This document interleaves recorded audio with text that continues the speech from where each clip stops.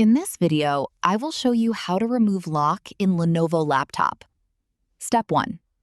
First, click on the Start button and open Settings. In the left sidebar, click Accounts. Next, scroll down and select Sign In options. Step 2. Click on Password. Click on it, then click the Change button. Windows will ask you to verify your identity by entering your current password. Type your current password and click Next. On the next screen, you'll be asked to enter a new password.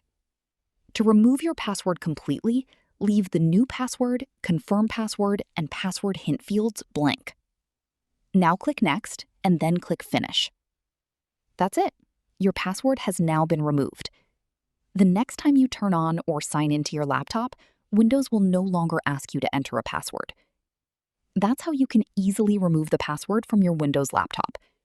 If this video helped you, don't forget to like the video, subscribe to the channel, and turn on the notification bell for more easy laptop tutorials.